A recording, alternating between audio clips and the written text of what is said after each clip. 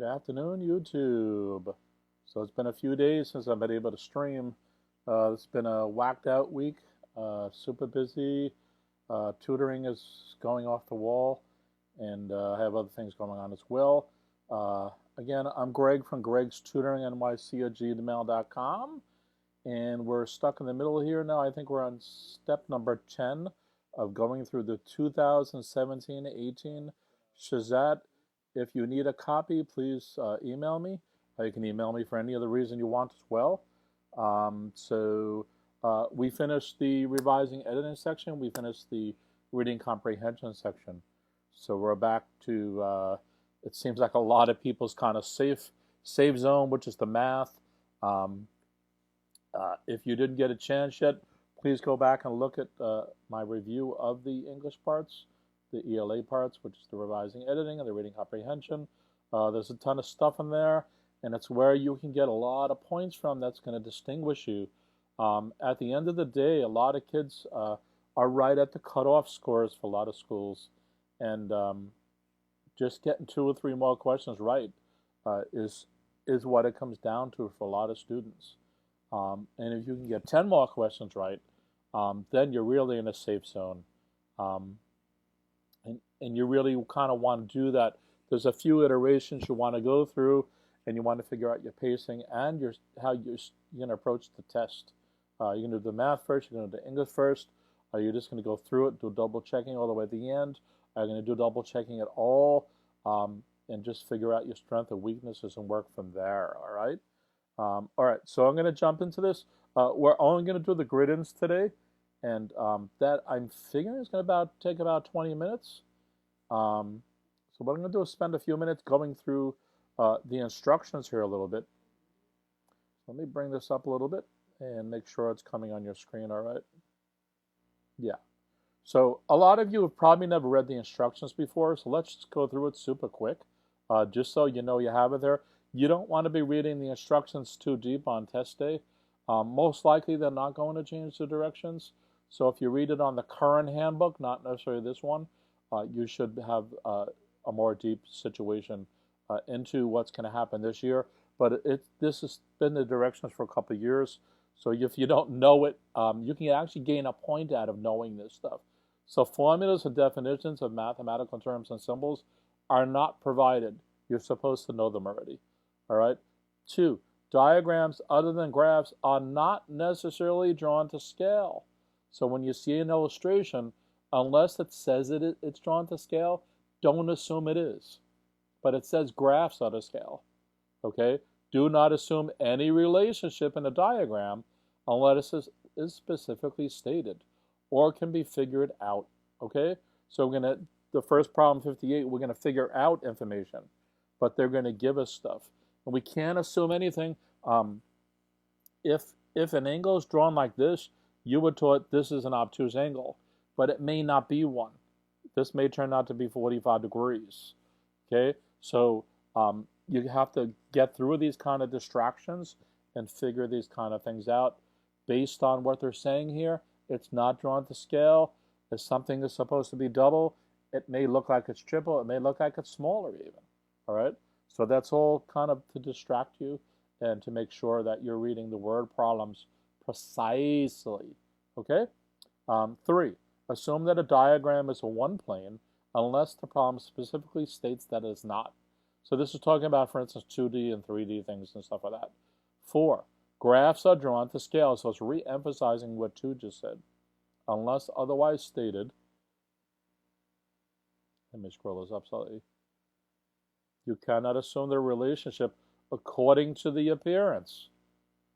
You have to go by what the numbers and the word problem is saying, not something like this. This, again, could be 45 degrees.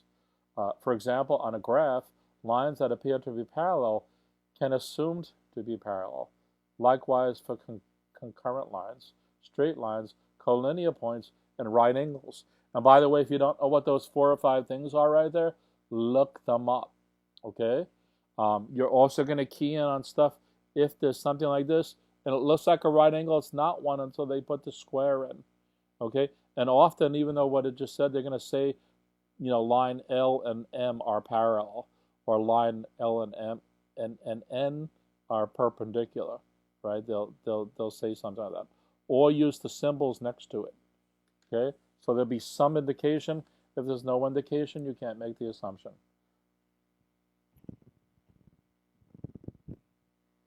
And again, reduce all fractions to lowest terms. So if you get 2/10, you're supposed to be making that 1/5. Okay, this is no brainer. Same for if you get a top every fraction like 21/5, then you're going to get 4 1/5. Okay, so you have to bring everything to lowest terms. Okay, so then there's the directions for this section. Solve each problem on the answer sheet, write it in. So you guys need to learn how to use the bubble sheet. Okay, go in your student handbook and look at the bubble sheet and figure out what's about. There's a little rules because the first tick mark, the first bubble is pertaining to the minus sign, and if you start putting digits in there, it's confusing. And on the grid, you have to write the number and bubble in the number both. And you have to worry about where decimal points are, and there's certain rules about zeros and spaces and things like that as well. So definitely look through the instructions. All right, so let's go to 58. Just 1 second, just let me make sure the live stream is actually going. Yep, we seem okay. All right, so let me bring the problem back on my screen. So we have a parallelogram, which hopefully everybody knows what that means. So let me draw it.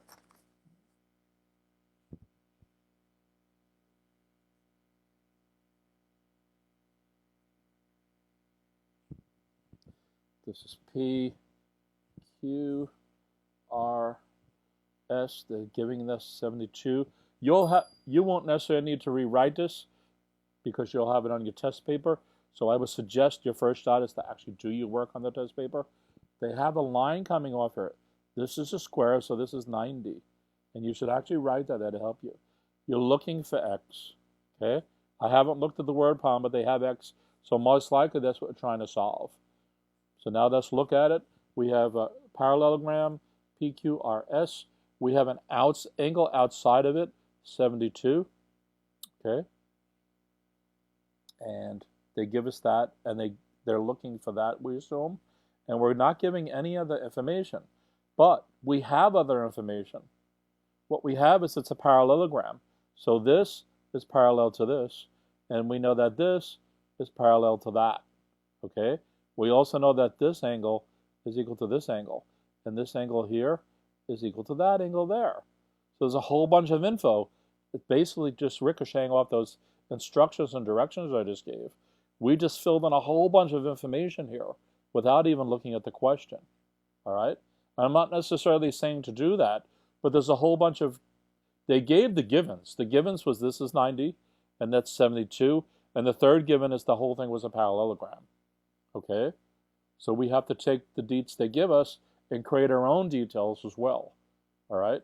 So in the figure above, PQRS is a parallelogram. What is the value of X? Okay? So we have to solve for this. So there's a few ways to do this. One way is to ricochet off that if I have this being 72, then this must be 108. Okay? That's falling off the screen. Because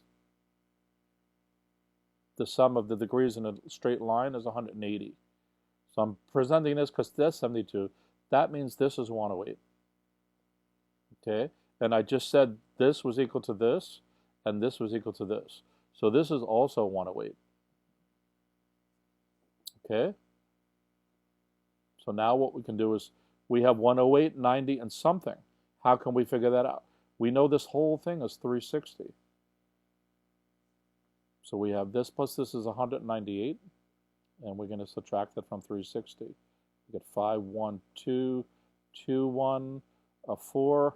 What do we get? 142. Did I do that right? No, this is 6. 162. So we get 162. All right, so this one's nastier than the multiple choice because we actually have to calculate this kind of stuff. So if you make a mistake, you kind of don't know what to do. All right? So you want to double check it. And you can also add up if you get 162 plus 108 plus 90. So we can add that up. We get 8, 9, 10, 1. We get 9, 10, 6, 1. So we get 360. So that is the case that x would be 162. Let me just give this a second.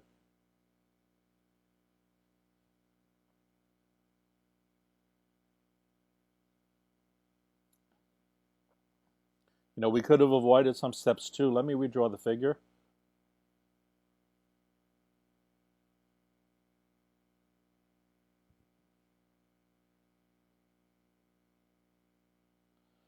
We know that if this is 72, because this and this is parallel, so basically we have the Z shape, so we know this is 72 as well. Okay, we also know because this and this is parallel, that this plus this also becomes 180, so that would have been 108. And again, it would work the same way because we knew this was 90, and we could figure that out. All right? There's probably also some other techniques here. They're not leaping out at me. Let me see here.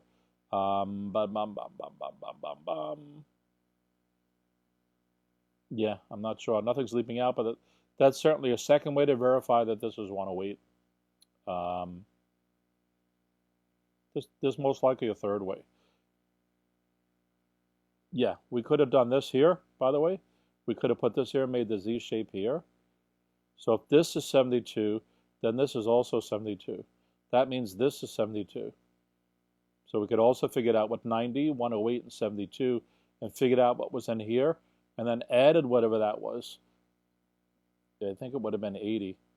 So 80 plus this becomes 162. So we also could have figured out what the degrees in here by doing that as well. There's probably even a fourth way here as well. All right? Let me just make sure we're live still. That's always a problem on this silly thing. All right, so that is question number 58. So let me move over the camera. Oh wait, 59 is already showing. So, so 59 says the owners of a tree farm plants pine trees and oak trees in a ratio of 8:3. How many oak trees are planted if 264 pine trees are planted? So we're setting up a ratio is pine trees is to oak trees, right? And they're telling us that's in a ratio of 8:3.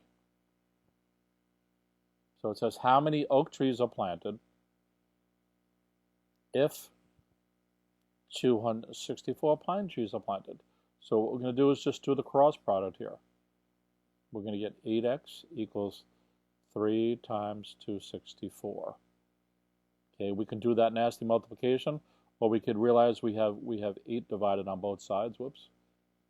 So this cancels out. We get x equals 3 times 264 over 8. I'm going to try to do 8 into here first. Instead of multiplying by 3 and then dividing by 8, I'm going to see if 8 goes into the 264 straight up. And it's easier math. 8 times 3 is 24. 2, I believe we get 33. And that should give us an answer of 99 because this becomes 33. And we get 99. And that is the answer. Okay? The other choice was to get a nastier number divided by 8. Still possible, it'll still work. Okay? I just like canceling out as soon as possible, especially on something where there's nothing else happening here. The only other thing happening was the multiplication by 3 and the division by 8. So we might as well try to do division by 8 first. If that kind of failed and I got like 33.3, I would have just went ahead with the multiplication and redivided by 8. That would have been a time waster, but I took the calculator risk and went for it. Okay, now I'm going to move the camera. And actually, I'm going to move it below here because I don't want to worry about where the thing was cut off. So 60 is easy enough. This is just straight up algebra. So we have for what value W is 4W equal to 2W minus 8. Remember the copyright. So I'm going to subtract 2W from both sides. and get 2w equals minus 8, divide by 2 on both sides, and get w equals minus 4. So remember when you bubble this thing in, that you have to bubble in the minus sign in the right column in the right way. If you just put 4, obviously you're going to get the wrong answer. And also remember when you're bubbling in positive numbers, if I recall, you leave the bubble sheet alone there. Okay, so that's 60.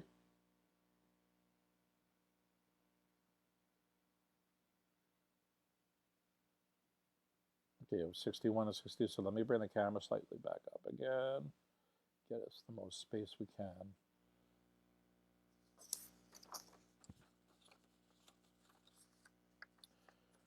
Okay, 61 is distinctly a word problem. There's no ifs, ands, or buts about it. A survey asked students what pets they have. Based on the results, the following statements are true. 20 students have cats. 23 students have dogs. 3 students have both cats and dogs. 5 students have no cats or dogs.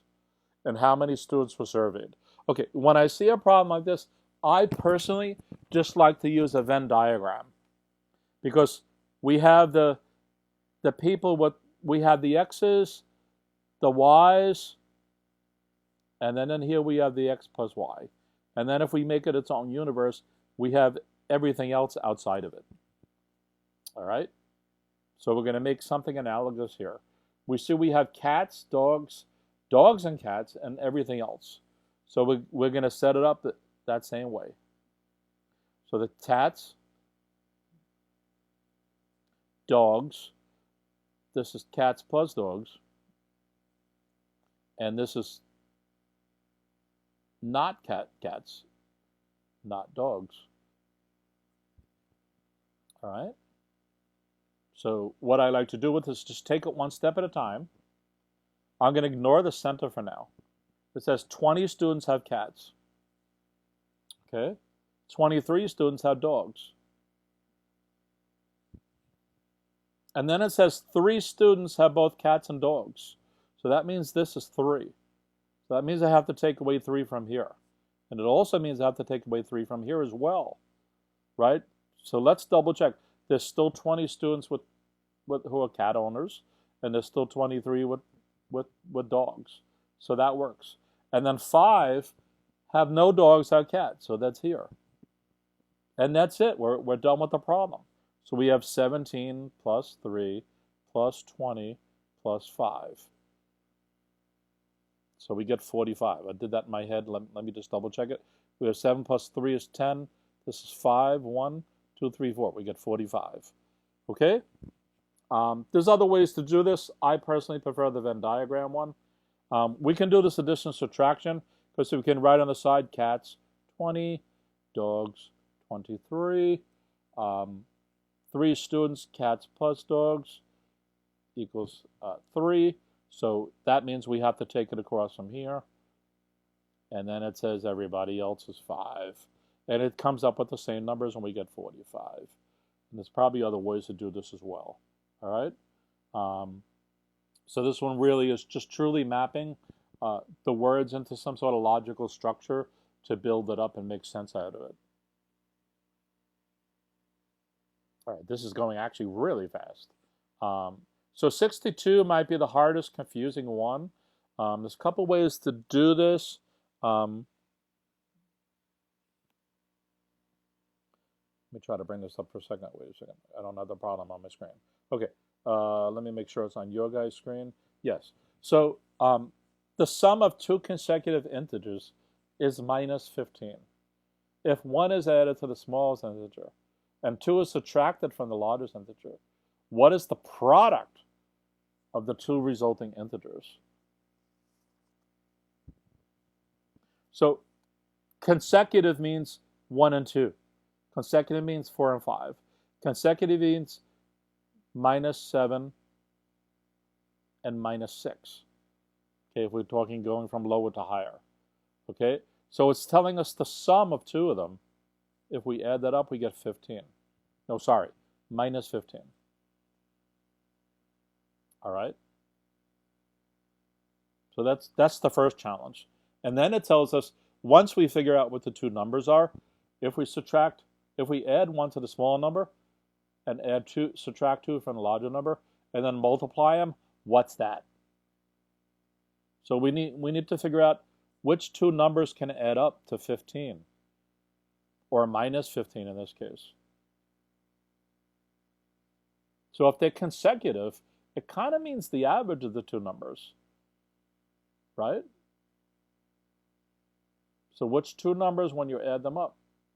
No, sorry, not the average, just the sum. But if we kind of get the midpoint of 15, if we do 15 divided by 2,